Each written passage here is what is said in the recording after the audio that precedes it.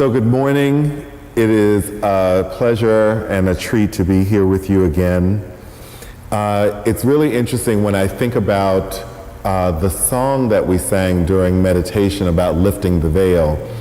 And it's funny how things work out, because that actually does have something to do with my talk today, although I didn't realize it at the time, that in the song we're actually acknowledging that there is this veil.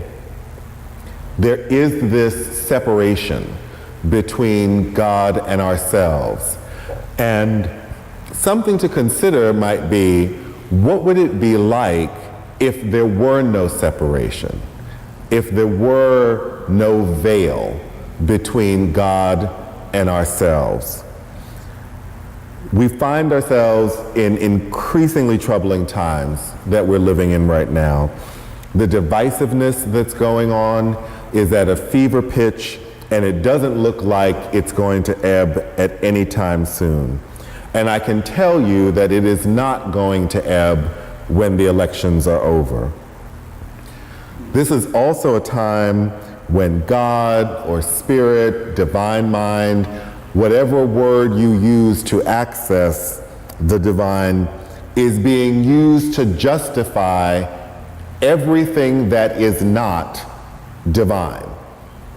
God, Spirit, Divine Mind is used to invoke and justify Islamophobia, homophobia, inequity, inequality, mean-spiritedness, xenophobia, and pick something else that actually isn't a match for how we understand the divine to be and to work in our lives. So now is really a time when we have to continue to practice and strengthen our spirituality. We are gone past the point of passive spirituality, and now is the time where our spirituality and our spiritual path makes the most difference. And you may have already found yourself in circumstances where the conversations around you are not a match for what you understand God to be. And that's why it's so important that we continue our spiritual growth and development, because we have to develop ourselves so that, if need be, we actually become the voice of reason in those conversations that are going on around us, the voice of compassion, the voice of fellowship. And now is the time. We cannot wait any longer. As Mary said in her prayer, today's focus is on intuition. And looking at this from the Gospel according to Merriam and Webster, we understand intuition to be a natural ability or power. And I want you to hold on to that word power, because we're going to come back to that in a little bit. But it's a natural ability or power that makes it possible to know something without any proof or evidence. A feeling that guides a person to act a certain way without fully understanding why. Something that is known or understood without proof or evidence. Many times we acknowledge intuition as being divinely guided. But far too often today, in these times that we're in, we think we are doing the intuiting. And there is a difference between discernment and intuition. Discernment has more to do with, you see two roads, you see a lot of traffic on one road, so you discern that I'll go on this other road because there's less traffic. That's not intuition. Intuition has much more to do with what you don't know, what you can't prove, and what you don't see. Another way to say it is that intuition is a spiritually infused and guided activity. And in this time, in both human and spiritual evolution, we must engage with intuition from a spiritual perspective, because the human perspective is going to be insufficient. So in terms of the myths around intuition, the first myth, as I've already talked about a little bit, is that we ourselves are intuitive. We have interacted with this gift of intuition as if it's something that we created. Like we actually created this idea of being intuitive, and then we either are good at it or not, or at different degrees and levels.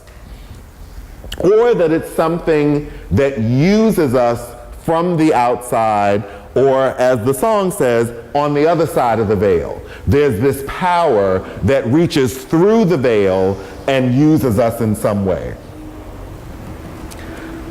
Or that it's something that in times of confusion or fear or anxiety or anger that we kind of come, I just didn't know what to do. And so I just found myself in front of his car with a rock, and I threw the rock at his windshield, and I don't know how I got there, just intuited it.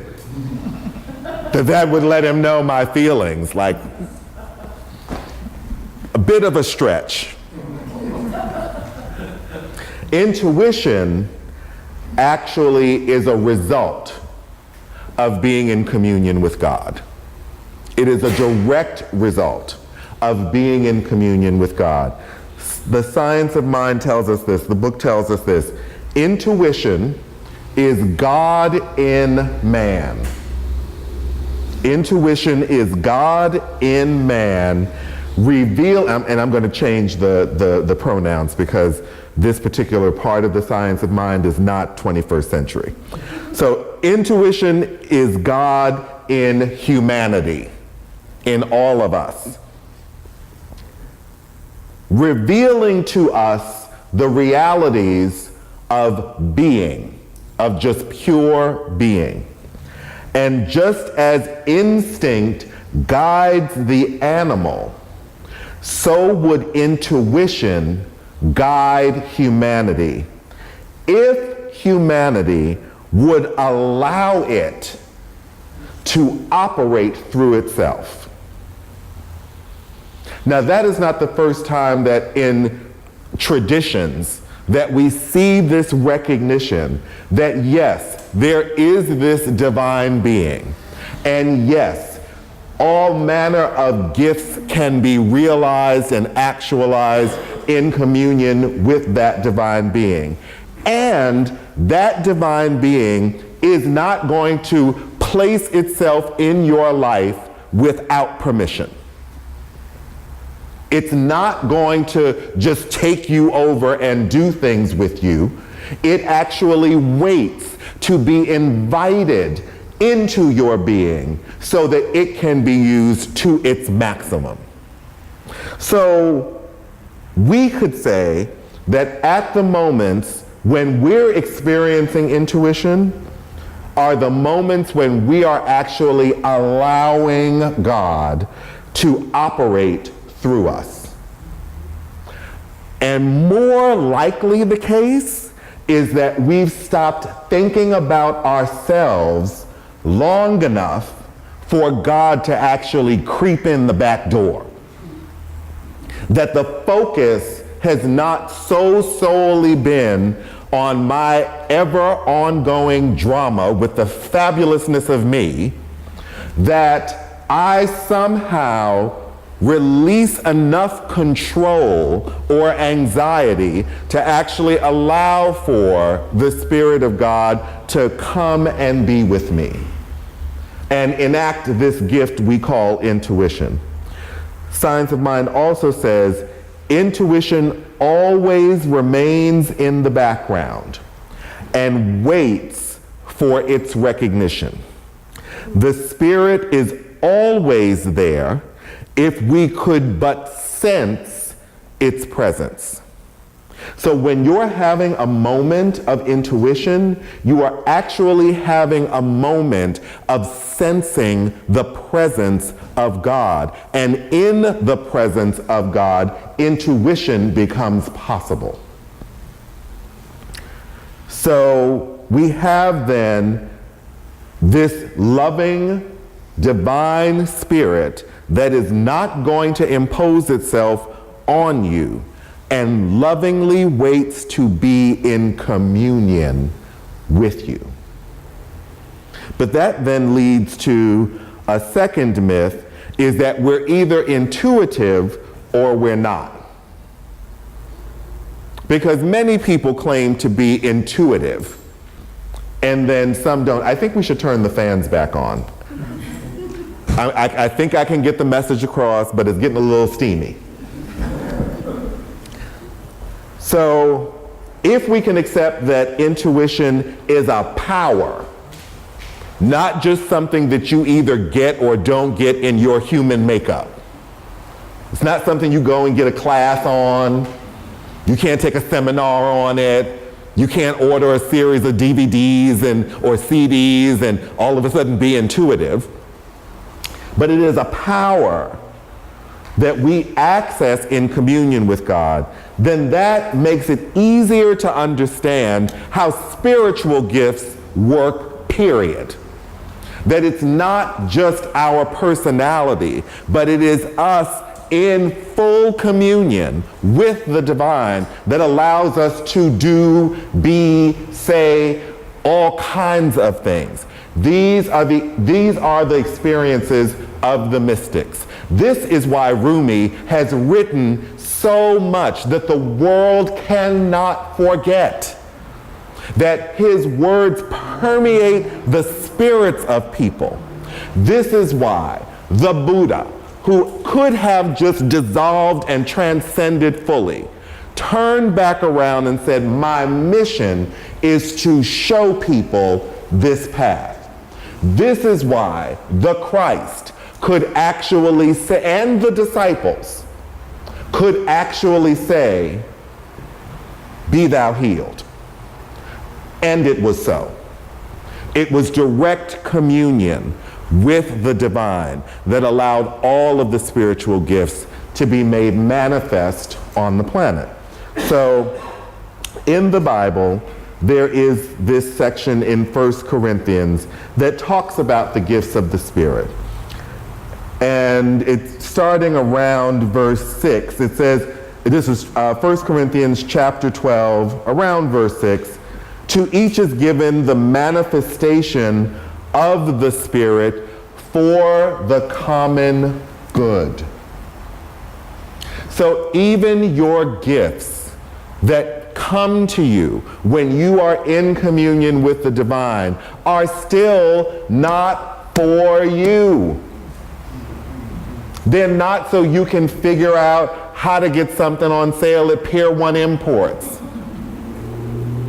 Your spiritual gifts are to be used for the common good. And so intuition is just one manifestation of the gifts of the Spirit. And another way to think about this is that we manifest the gifts as we draw closer to God. Then when the gift leaves us, we blame humanity. We blame the world, as opposed to recognizing I've actually either cut myself off or allowed some circumstance to cut me off from the divine, which is why I no longer have the gift of knowledge or wisdom. And I walk around not knowing what to do because I'm disconnected, and I'm allowing that to happen. As you draw closer in communion with God, you'll also notice that there are gifts you didn't know you had that begin to awaken within you.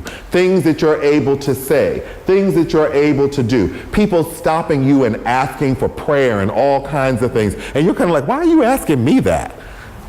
I don't go to the front of the church and speak. They know, because people see who you are. Because when you begin to pull God fully into you, there is no not recognizing it. Not by you and not by the people around you who your gifts are for anyway, because they are part of the common good. The last myth is that intuition itself is the goal, being intuitive or not. Once you fully actualize spiritual gifts, once you fully actualize intuition, it is not an ending, it is actually the beginning of a new level of communion and experience with God, which for the purposes of this talk, we'll just call illumination. That the path of accessing and using or being used by your spiritual gifts ultimately leads you to this place where you are illuminated beyond the human experience. And Science of Mind says this. There is such an experience as illumination and cosmic consciousness. It is not a mystery, however, but it is the self-knowingness of God through man. The more complete the operation of that power, the more complete has been man's conscious mentality. For the illumined do not become less, but more themselves. So you see, sometimes we get concerned. When I went to seminary, one of the things I was most concerned about was that somehow I was going to have to give up all aspects of my identity in order to actually be a minister. That I wouldn't be able to carry the moral test to be a minister. I lived on Staten Island at the time, and I used to be walking while I was in seminary through that little portal that they used to get us onto the boat. Be like, do I have to pray for all these people? Because some of them are getting on my nerves. Bad children and disrespectful young people. I'm not praying for them. But what ministry does, what communion with God does, what the use of your spiritual gifts does, is make you more of who you already are.